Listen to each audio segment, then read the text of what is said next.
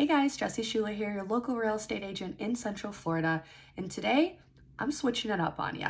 I know I normally talk about investments and different things pertaining to investments, but today we're getting down and dirty, and I am going to give you an answer to the burning question that I hear all the time, and I know you have heard as well, and that is, why use a real estate agent? Now, I get I'm biased because I am a real estate agent. However, I'm going to give you 3 reasons why you should use a real estate agent instead of using doing a for sale by owner or doing something like Opendoor, one of those companies where you basically sell it off for someone else to sell for you. So let's dive into it. Number 1 is if you're a buyer, you have 0 reason not to use a real estate agent because sellers pay 100% of the commission for both the buying agent and the selling agent in a transaction. So you as the buyer have 0 commission to pay. So there is 0 reason not to use a real estate agent. If you are going to go, you're going to buy a home, whether it's for primary use, whether it's an investment home, whether it's land, doesn't matter. Use a real estate agent because you are not paying for that commission.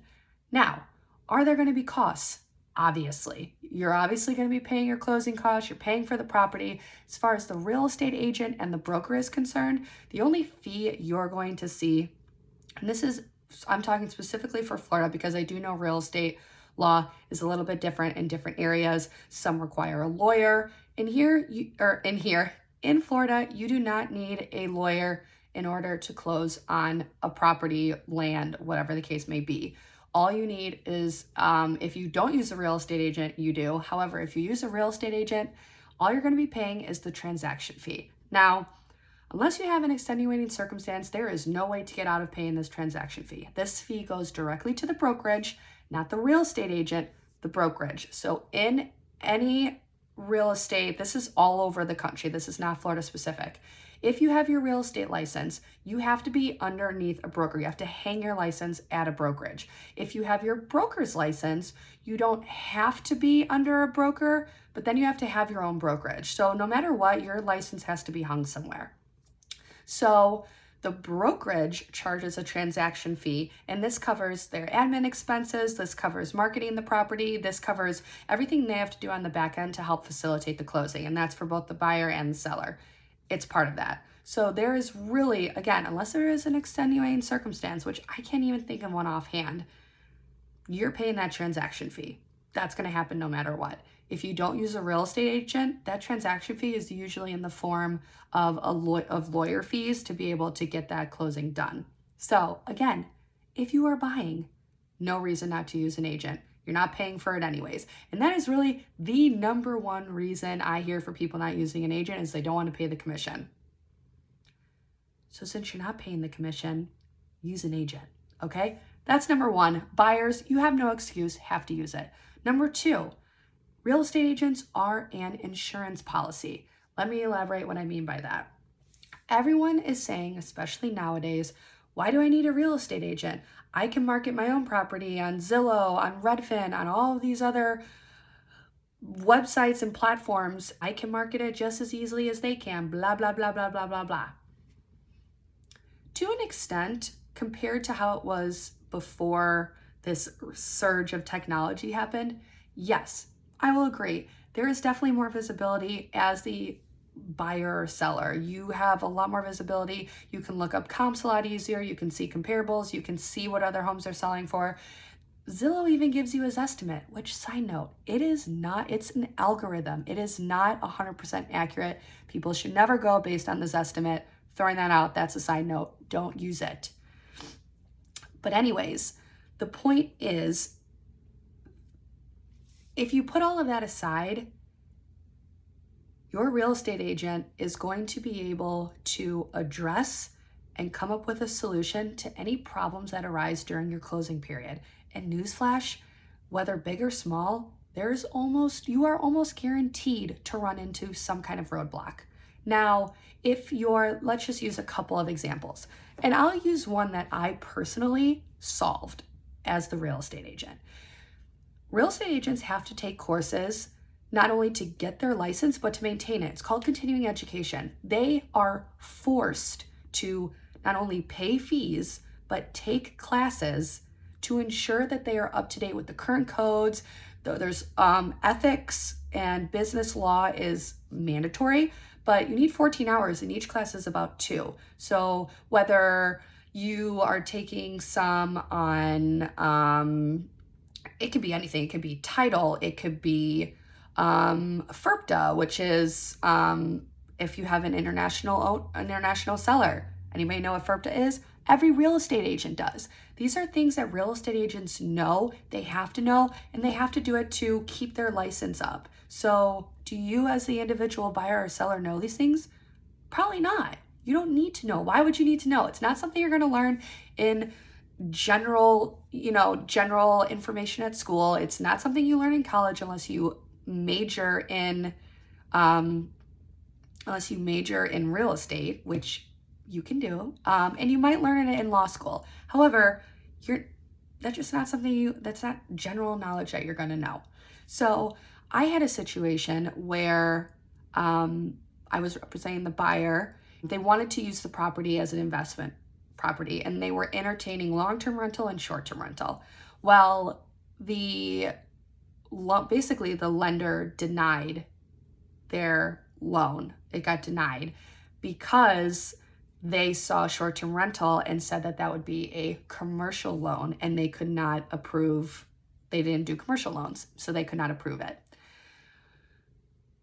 They freaked out. They had a mini heart attack. They're like, oh my gosh, we're in the middle of closing. What are we going to do?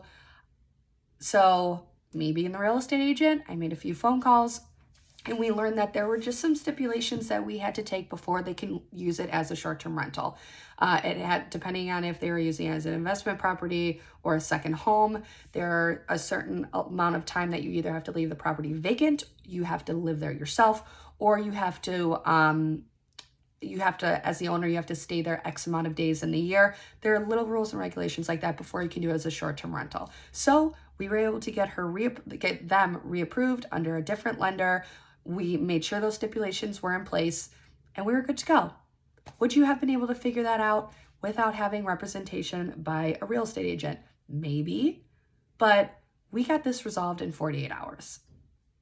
Insurance policy. Another example, we were under contract. I was representing the buyer again, and there was a well on the property, and we found out that a well inspection was needed. So we got it inspected, and it tested positive for some bacteria. My buyer freaked out, didn't know what to do, thought we had to pull out, all of these things. I had a conversation with the people who tested the well, and we were able to figure out that it's actually a very simple process to get rid of it. It just needed some chemicals and some treatment, and we were able to get that resolved in about 48 hours. So there are going to be things like this that pop up, and these are on the smaller end. These aren't even big things, but without having the representation, my buyer could have been like, oh my gosh, this is a nightmare. And they could have pulled out, not realizing that they could complete their purchase. They didn't have to pull out. They didn't have to terminate the contract, things like that. Now, especially on the seller side, there are a number of things that can happen that it could be a nightmare if you don't use a real estate agent who knows the proper steps to take. For example, are you even noted as the owner? Huge question. Is it your property? Are you in the middle of a divorce and one of the spouses has it under their name, or do both of you have it under your name? Was there someone that recently died and you were given the home? Has it gone through probate? All of these things, you're not going to know the processes and the steps you need to take to be able to legally list the home, but a real estate agent does. So little things like this, you are paying for them to be able to answer your questions, to be able to know the knowledge and understand the issue at hand. And if they don't understand, they have thousands of resources to get the answer quickly, much more than you do. No offense, but this is what they do. They make relationships, they have relationships, business relationships with other agents, with different brokers, and depending on the brokerage they're at, there are layers of, I'll call them escalation points, but really just tiers of people they can go to, whether it's a veteran agent who has done this for a very long time, maybe a branch manager, maybe the actual broker themselves. They'll have the answers to a lot of these questions. So, number 2, they are an insurance policy and they are well worth the money to get your answers for you and to put the corrective actions in place to ensure that you don't lose your deal and that you can continue on to the closing table. Number 3, I don't know how else to say this. Don't be cheap. It kills me that people want to negotiate a commission. So in Florida and in actually most of the country, 6% is standard. 3% to the buyer's agent, 3% to the selling agent. Now, in Florida especially, I'm not 100% sure in other areas. Again, real estate law is different in every state. However, in Florida, that percentage is adjustable. You, as the seller, can talk to your agent and see if they will give you a lower commission. I highly, highly, highly suggest you don't do that. I suggest you pay the full 6%. And here's why. You do not want a discount broker, okay? A discount agent. Discount agents will literally take any percentage that you're willing to pay because they want the listing. Anything is better than nothing.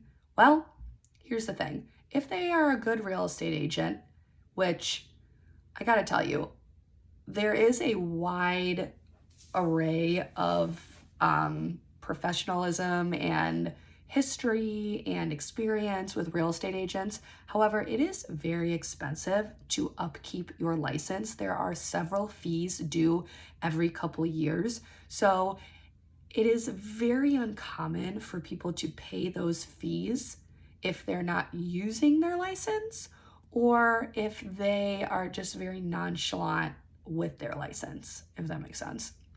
So the chances of you having a real estate agent that take it seriously is high, and they will be spending their own money to help market the property. So yes, their broker uses their resources to promote your listing and get it out there. They have it over several websites, their own broker websites, all these different things. Obviously, it goes on the MLS for other agents to see.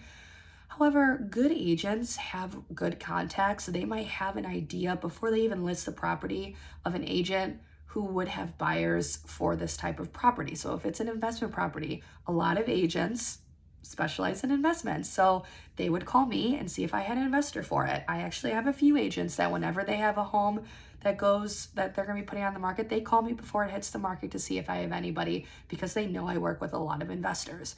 There's also people who focus on family homes, so people with children, maybe first-time home buyers. There's a lot of people who focus on different things.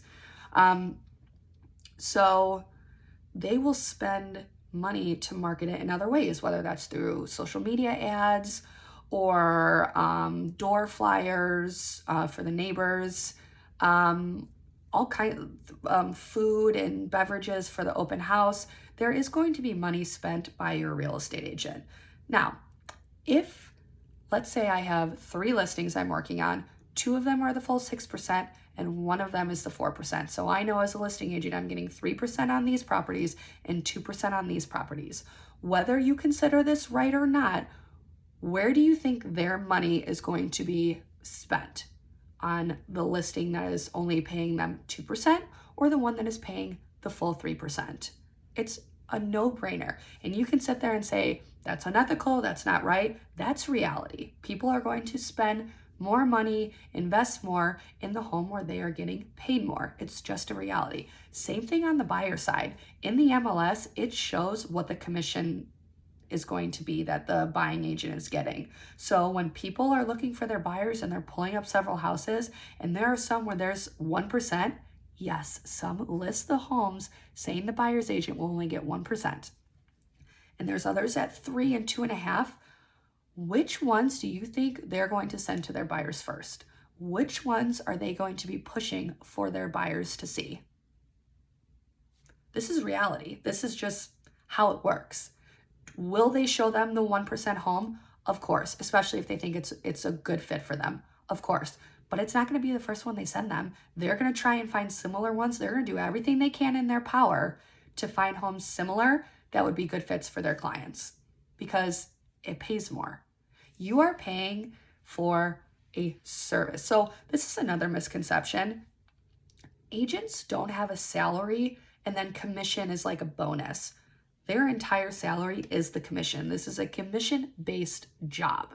So you're basically asking people to adjust their income. So you want them to do the exact same amount of work, but you don't want to pay them the full amount. That doesn't seem right, right? Again, of course, I'm a little biased. I'm a real estate agent, but that's the mindset you have to think. So when you say, oh, I shouldn't have to pay you the full 3% because I see the same thing on Zillow and on Redfin and on Opendoor, and I can just sell this for sale by owner, or, this agent over here is going to do it for 2%. If that was me, I'd say good luck, all the best to you. Go ahead and use a discount broker, but I guarantee they're not going to put the same amount of effort into listing your home as they would. Again, you're paying for a service. They are giving 150% of their effort, using their resources, digging into their database, digging into their knowledge base to help get you the best price and the best exposure to your home. And that's the same thing on the buyer's end. Especially in the market we just had, where it was an insane seller's market, there were multiple offers on every home, a lot of them went over ask, a lot of them were waiving contingencies. You know how a lot of those homes got sold? Agents calling agents before it hit the market and seeing if they had buyers. So there was opportunity before it even hit the market. That happens quite a bit. And it's a lot easier to agree to an offer before it hits the market than to have to sift through 150 offers, call 150 lenders. That's another thing too. People pay hundreds of dollars a week for Starbucks, and they pay, tons of money on these expensive vehicles and on these great trips. And real estate, your home and the people you are putting and entrusting your home in, or entrusting your faith in to buy a home or sell a home, this isn't where you skimp. This isn't where you get cheap. Because if it's an investment property, this is a business for you. You're trying to make money off of the property. If it's your primary home, this is where you're going to live. You don't want to be cheap and use, the used car salesman to find you a home or to sell your home. That's just not the way. It's not good business. It's not the way that you should be approaching this venture in your life. So those are my 3 reasons for you. Number 1, if you're a buyer, always use an agent. You don't pay for the commission. Number 2, real estate agents, you have to think of them as your insurance policy because that's what they are. They're going to be able to put corrective actions in place when things go wrong, and they often go wrong, and they will help get through those roadblocks because there's always going to be roadblocks. This is a very stressful time. You are paying to put your stress onto your agent and let them deal with the stress. Number 3, don't be cheap.